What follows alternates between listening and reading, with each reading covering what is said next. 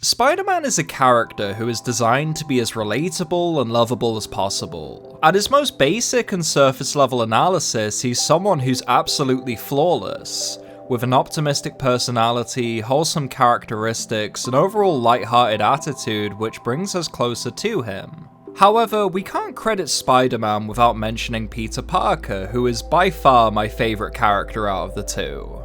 Peter fills the role of the everyman, someone who struggles with bills, in most stories can't keep a stable job, and encounters the exact opposite threats Spider-Man faces: the emotional kind.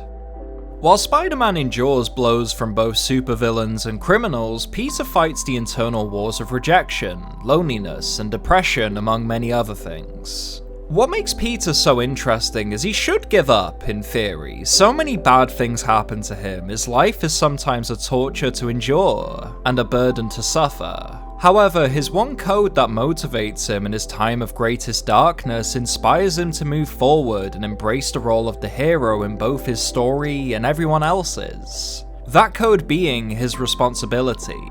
The reason I genuinely find this so fascinating and important is the fact that no other superhero embraces this trait. Sure, they're heroic, inspirational, and awesome, however they don't exactly have the same levels of depth in their relatability.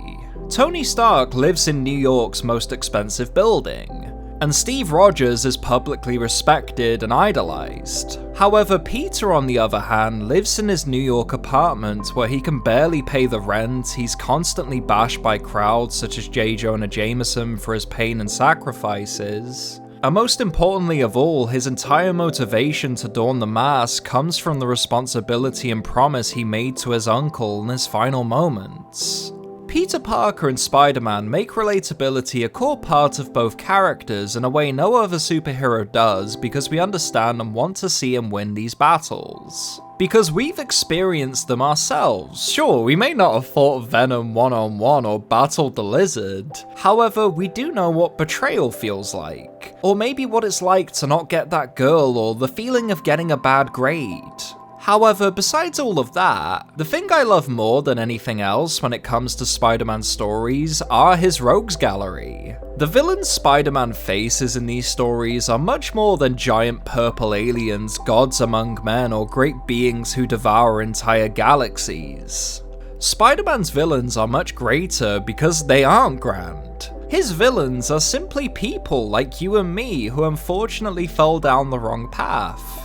Maybe they lost their business and company, felt betrayed by their greatest friend, or simply wanted to save the person they love most. Spider-Man's villains are sympathetic because we can understand exactly why they became villains in the first place. Most of their motivations are simply tragedies we've all probably experienced at one point or another. The only difference here being their godlike powers and grudge towards the world that took so much from them. I'm completely serious when I say almost every single Spider-Man villain from his rogues gallery has resonated with me in some way or another, because I understand completely where they're coming from. There's a quote used to describe villains which really connects with Spidey's big bads, and that's this: as kids we love the heroes, as adults we understand the villains. Characters such as the Green Goblin, Electro, or the Lizard capture and explore so many different traits and motivations that are entirely unique and interesting to those specific characters. Norman loses his company and completely loses his mind in the process. Kirk Connors feels cursed and addicted to the feeling of being whole and being worthy of his title and human evolution. And Max Dillon feels rejected by the society around him in a void of loneliness he simply can't escape from. All of these characters are simply just broken people like you and me who let their own internal wars consume them and morph them into something beyond recognizable.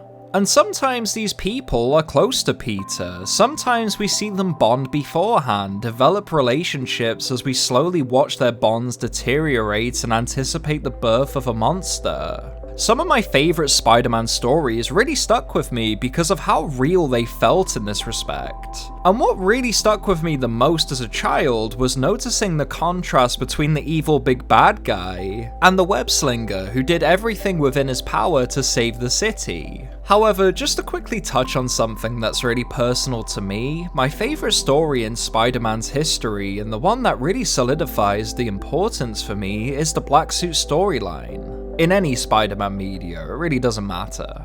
After recently dealing with my own addictions and demons, this story really stuck with me specifically and inspired me to write an essay which sparked my first semi-viral video. I remember experiencing this story for the first time and how it perfectly captured the feeling of addiction.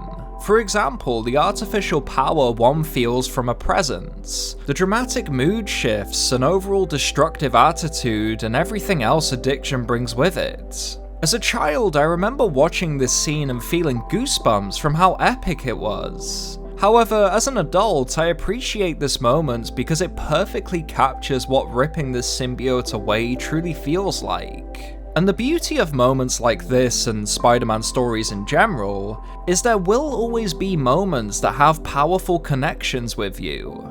Maybe it's losing a loved one, overcoming a demon that lurks within, or simply just finding the strength to move forward when all hope seems lost and you just want to give up. I've met many people in my life who have made frustratingly surface-level opinions on this character, which makes me question if people really understand the point Stan Lee was trying to make. When Stan Lee wrote his first Spider-Man comic, he wanted to create a symbol everyone could idolize for both children and adults. He wanted to tell stories that were real and personal to the reader, something we could truly connect with and understand. However, everyone at that time thought he was crazy. High-ups in the comic industry would find him insane for trying to merge fantasy and fiction in the context of reality and relatability. However, Stan saw the potential for giving people hope and sharing his optimism with the reader through the greatest fictional character we've ever seen. Spider-Man is my favourite fictional character of all time. He embraces every single trait I adore about superheroes. He's a figure of inspiration to any reader or viewer from any age group. And most significantly of all, everyone can find something in his stories that can dramatically change your perceptions or views on a variety of things you may not have known were possible in the first place. The importance of Spider-Man, for me personally, is he's a visual representation of what true strength looks like. Someone who can overcome any addiction, defeat any foe, and embrace a code of responsibility to not just himself, but everyone around him.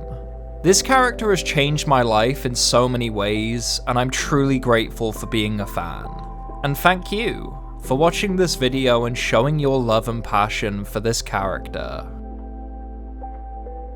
Hey guys, thanks for watching the video. There's a few things I'd like to talk about in relation to my channel, and that's the fact that I feel a little guilty about not being as consistent for you guys recently. Recently, I've tried to be really ambitious and try and do a lot of different things and honestly copy a lot of people. I really want to apologize because I actually had a pretty good formula like a good couple months back, but for some reason I just abandoned it and I don't know why. Maybe it came from a place of anxiety. I'm not quite sure why I did that. However, now I have an exciting announcement. From this point onwards, I'm just gonna make videos about Spider-Man and Batman because I love these characters and that's clearly where my fan base is at.